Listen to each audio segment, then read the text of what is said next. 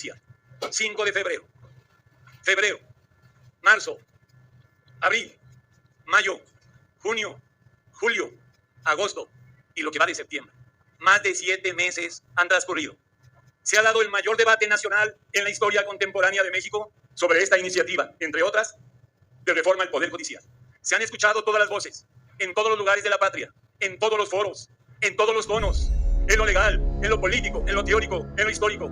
Jamás se había discutido tanto una iniciativa. Prácticamente se ha convertido en un plebiscito, en un referéndum. Y ahora podemos decir con orgullo que las senadoras y los senadores no solo vamos a decidir con nuestra propia conciencia, sino siendo la voz de la mayoría nacional.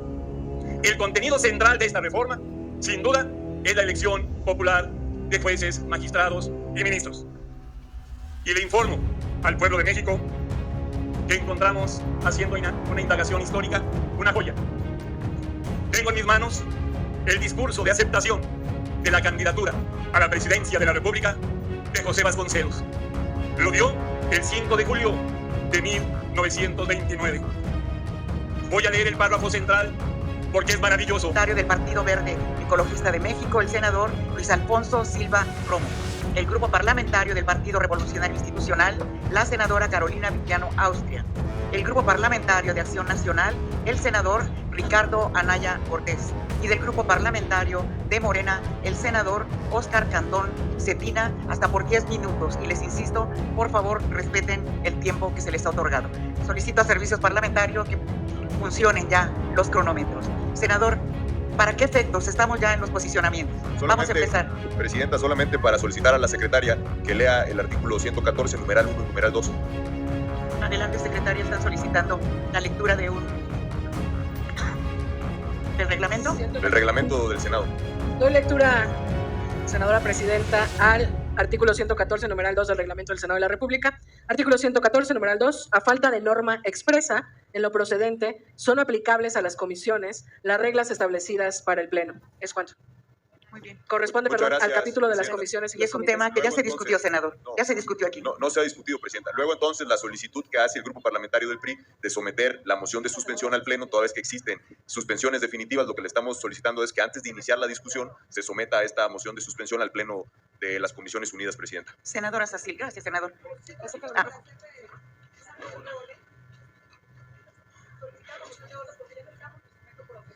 Otra vez, por favor. Solicitarles una moción de orden debido a que ya no estamos en el momento procesal de solicitar una moción de suspensión. Por favor, solicitar que nos apeguemos al orden del día. Gracias. Ya no estamos en el momento procesal. Gracias, senadora Sacil. Estamos en el desahogo de la orden del día que fue aprobada ya por esta sesión. Así que continuemos con el desahogo de la orden del día. Por lo tanto, se otorga el uso de la palabra a la senadora Alejandra Barrales del Grupo Parlamentario de Movimiento Ciudadano hasta por 10 minutos. Por favor, senadora. Muchas gracias, senadores, senadoras. No obstante a que todos conocemos, todos sabemos con claridad que las prioridades de los ciudadanos en este país hoy están centrados en la problemática de inseguridad o desseguridad, homicidios, feminicidios, desapariciones, madres buscadoras y toda esta problemática que día con día escuchamos, hoy acudimos a el desahogo de otras prioridades, una prioridad que viene desde el partido en el poder. Y se nos hace llegar una propuesta de dictamen que no solo no resuelve los problemas de justicia en nuestro país, sino que, por el contrario, más allá, vulnera nuestro Estado de Derecho. Es un dictamen que, una vez que lo hemos analizado, no propone democratizar nuestra justicia, como se ha tratado de vender la idea allá afuera. No solo no democratiza la justicia, sino que, por el contrario, lo que busca, lo que este dictamen nos está proponiendo el día de hoy, es controlar desde el Poder Ejecutivo la justicia en nuestro país. Y una vez que nos hemos dado a la tarea de leer y analizar con atención esta propuesta de dictamen, en respeto al tiempo de todos los que estamos aquí presentes, yo quiero solamente referirme a 3 ejes fundamentales que, bajo nuestra opinión, está afectando directamente esta propuesta de dictamen. Sin duda, viene una afectación política importante. Sería un primer eje para nosotros. ¿Por qué lo decimos? Porque en todos los planteamientos que se hacen desde este dictamen se propone trastocar a uno de los tres poderes en los que está basada nuestra democracia. Hoy, este dictamen rompe con el carácter predominantemente técnico que debe de garantizar el Poder Judicial en nuestro país. Y lo decimos porque lo que se busca de fondo es cambiar la técnica que debe caracterizar a los jueces por la búsqueda de la popularidad. Y nos parece inconcebible esta propuesta porque, insisto, rompe ese carácter técnico que debe embestir al Poder Judicial en nuestro país. Decimos que tiene esta afectación política porque lo que nosotros vemos de fondo es que hoy, con este dictamen, con esta propuesta de dictamen, se está convocando a que dos poderes de la Unión, el Poder Ejecutivo y el Poder Legislativo, nos unamos para someter a un tercer poder. Nos unamos para someter al Poder Judicial de nuestro país. Y sin duda, una afectación también importante, un segundo eje que identificamos en esta propuesta de dictamen es el de la afectación económica. Una afectación que aun y cuando no hemos avanzado en el desahogo de esta propuesta, pues las afectaciones económicas han sido ya evidentes, han sido inmediatas. Y como muestra un botón, podríamos hablar del valor que tiene hoy el peso, cómo se ha depreciado en unas cuantas semanas, pero yo quiero llamar la atención en un punto en particular. Cuando hablamos de la afectación económica, tenemos que recordar que para el 2026 estamos llamados como país para acudir a la revisión del famoso o del claro Acuerdo Económico de América del Norte, famoso TECMEC, con nuestros socios comerciales de Estados Unidos y Canadá, y en donde vemos con preocupación la llegada de ese momento y en donde nuestro país debe garantizar siempre, pero particularmente para ese momento, contar con certeza jurídica, una certeza jurídica que le permita a los socios comerciales de este acuerdo tener claras las reglas del juego. Por eso vemos que al vulnerarse nuestro Estado de Derecho, estaríamos, por supuesto, teniendo una afectación económica inmediata. Y un tercer y último eje que identificamos también como afectación directa de esta propuesta de dictamen, sin duda, es el aspecto social. Más del 70% de los procesos judiciales que se desahogan diariamente en nuestro país provienen del ámbito local. Nos referimos a todos estos temas del día con día de los mexicanos, tutelas, pensiones, alimentos, todos estos temas que los ciudadanos buscan desahogar, buscan atender desde el Poder Judicial y que sin duda se van a ver trastocados cuando nosotros estamos planteando, o cuando se pretende plantear en esta propuesta de dictamen, insisto, que los jueces se pongan al servicio de los votos y de los aplausos y dejen atrás el carácter predominantemente técnico que les debe de caracterizar. Por eso lo vemos con preocupación. Por eso nosotros tenemos claro que la historia nos enseña que cuando los gobiernos politizan la justicia en nombre de los pueblos, solo es para disfrazar una dictadura, para buscar al final del tiempo quedarse con el control absoluto en un país. Y así sucedió en Hungría y así sucedió en Perú. No estamos hablando solo de supuestos ni de afirmaciones temerarias. Por eso yo quiero hacer un llamado a todos quienes estamos aquí presentes para actuar con responsabilidad, para de verdad asumir de cara a nuestros hijos, a nuestras familias, lo que hoy se pretende que votemos. Lo digo con todo respeto, pero también lo digo haciendo un llamado a aquellos compañeros con los que he tenido la oportunidad de salir a levantar la voz, a marchar, a hacer llamados allá afuera en la calle, desde el sindicalismo, desde lo político, desde la agenda de las mujeres, donde lo que hemos buscado es democratizar este país. Que no se nos olvide, estos principios no podemos abandonarlos por el simple llamado de una persona. Y lo digo también de manera respetuosa, porque sé que la mayoría ya tomó una decisión. Algunos por convicción, otros más por subordinación. En cualquier sentido, lo respeto, no lo comparto, pero hago un llamado para que de verdad hagamos un esfuerzo. Sí se requiere una reforma judicial, claro que se requiere, pero no es esta y no es de esta manera, atropellada, como vamos a garantizar justicia para los mexicanos. Abramos el espacio para escuchar a los especialistas, a los académicos, a los trabajadores, a los jóvenes estudiantes y entremos al debate. Que se remueva de sus cargos a quien se tenga que remover, pero una vez que se haya hecho ese análisis responsable, detallado, que nos permita que hoy esto no parezca un atropello. Sí, tienen la mayoría, pero por supuesto que sería siempre mejor que además tuvieran la razón. Porque de no ser así, como lo decimos, que a veces pareciera que no le ponemos atención a nuestros juramentos cuando tomamos protesta, De no ser así, el pueblo se los demande. Muchas gracias. Es cuanto, Presidenta. Muchas gracias, senadora. Hay una inquietud en relación a los cronómetros. Hago de su conocimiento, tenemos 2 cronómetros, ¿sí? Están al fondo y cumplen propósitos distintos. El que se encuentra a mi mano derecha marca el tiempo de intervenciones de los oradores y el que se encuentra a mi mano izquierda se utilizará para marcar el tiempo para preguntas y respuestas, para tener de una manera clara cuánto tiempo tienen los oradores. Muchas gracias. Se otorga el uso de la palabra al representante del Grupo Parlamentario del Partido del Trabajo, senador Alejandro González Yáñez. Adelante, por favor. 10 minutos, por favor.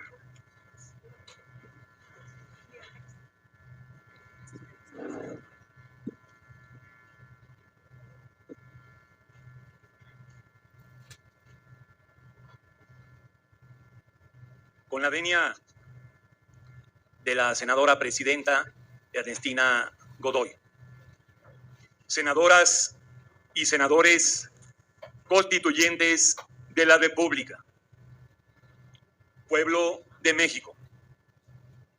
Fue el día 5 de febrero del 2024 en que el mejor presidente de la historia de los Estados Unidos mexicanos, Andrés Manuel López Obrador, presentó ante el Congreso de la Unión una iniciativa, entre otras, para reformar al Poder Judicial.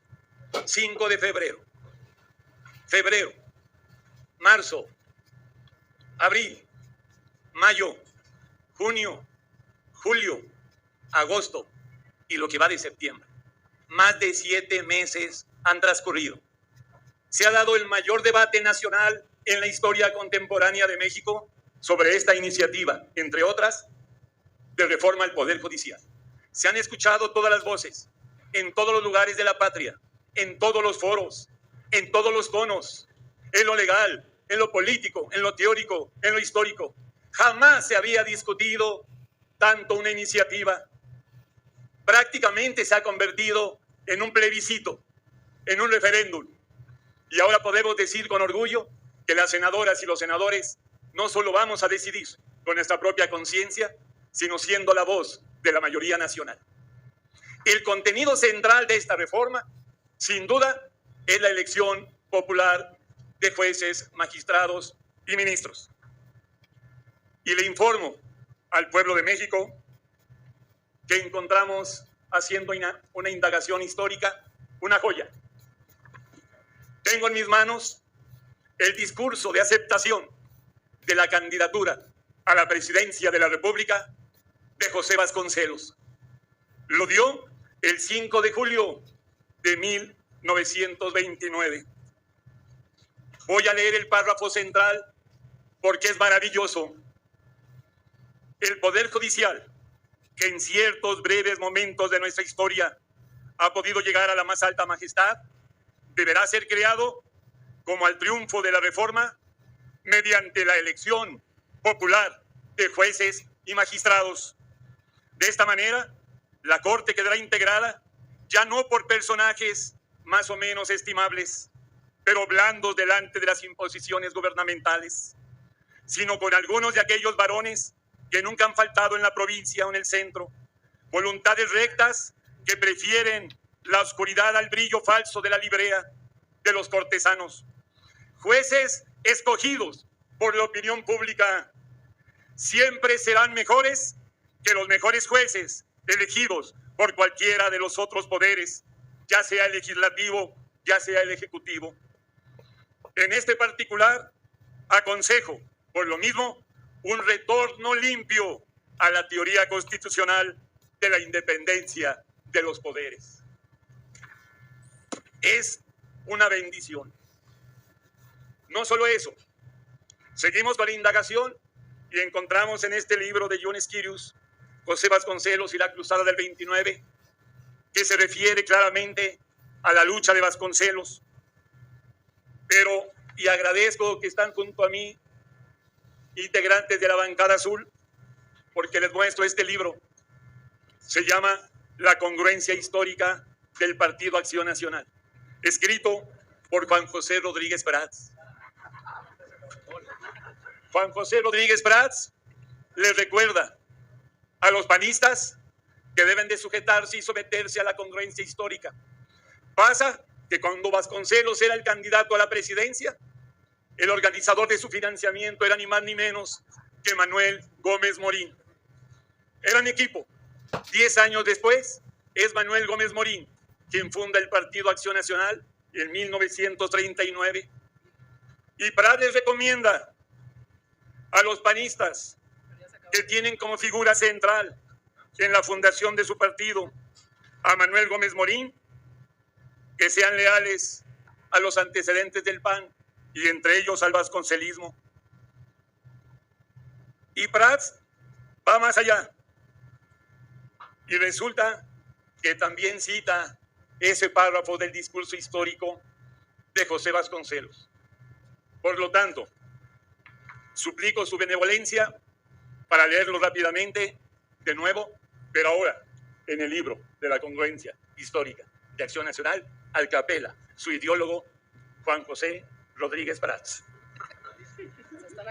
El Poder Judicial, que en ciertos breves momentos de nuestra historia ha podido llegar a la más alta majestad, deberá de ser liberado. Deberá ser creado como el triunfo de la reforma mediante la elección popular de jueces y magistrados. De esta manera la Corte quedará integrada no por personajes más o menos estimables, pero blandos delante de las imposiciones gubernamentales, sino con algunos de aquellos varones que nunca han fallado en la provincia o en el centro. Jueces escogidos por la opinión pública siempre serán mejores jueces elegidos por cualquiera de los tres poderes, ya sea legislativo, ya sea el ejecutivo. Decía Montesquieu en su libro El espíritu de las leyes que la división de poderes se creó para que el poder detenga al poder. Hay que decir que es una concepción estatista del poder. Nosotros impulsamos una concepción democrática del poder. Quien realmente debe de controlar al poder del Estado es el soberano, es el pueblo. Por eso estamos apelando a la decisión de las urnas para que la soberanía elija a sus jueces, a sus magistrados, a sus ministros. Esta es la concepción correcta de la historia, la concepción democrática del poder. Todo el poder al soberano, y lo especifica el artículo 39 de la Constitución. Y como dice el Partido del Trabajo, todo el poder al pueblo. Por lo tanto, el grupo parlamentario del Partido del Trabajo se enorgullece en decirles que vamos a votar por convicción, por conciencia y por democracia a favor de la reforma al Poder Judicial mexicano. Muchas gracias. Muchas gracias, senador González Yáñez. Tiene el uso de la palabra el senador Luis Alfonso Silva Romo, del Grupo Parlamentario del Partido Verde Ecologista de México. Por favor. Muchas gracias, presidenta. Con la venia, 10 minutos. hasta por 10 minutos. Con la venia de la presidenta de la Comisión de Puntos Constitucionales, la maestra Ernestina Godoy, la presidenta de la Comisión de Estudios Legislativos, Citlali Hernández, compañeras y compañeros legisladores, medios de comunicación que nos están sintonizando y a todo el pueblo de México. Sin duda estamos viviendo tiempos históricos hoy en nuestro país. Y hoy vengo como representante del Partido Verde Ecologista de México. Pero también vengo como ciudadano, también vengo como padre de familia. Y lo hago pensando en mi familia, en mi esposa y en mi hijo, que estoy seguro que me están viendo, como muchas y muchos miles de mexicanas y mexicanos. Y vengo aquí con amor a mi patria. Vengo aquí con amor a esa patria en la que nací, en la que crecí y en la que quiero morir. Y en la que quiero que vivan mis hijas y mis hijos. En la que espero sea un mejor lugar para ellas y para ellos. Y es por esto que con amor a la patria les digo lo que dice nuestro pleno: la patria es primero. Y porque la patria es primero, compañeras y compañeros legisladores, quiero hablar con ustedes acerca de la importancia del concepto que reviste toda esta discusión. Estoy hablando de la soberanía.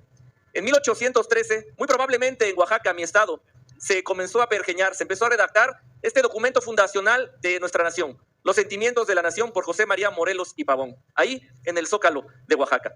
Desde 1813 ya se decía que la soberanía dimana inmediatamente del pueblo.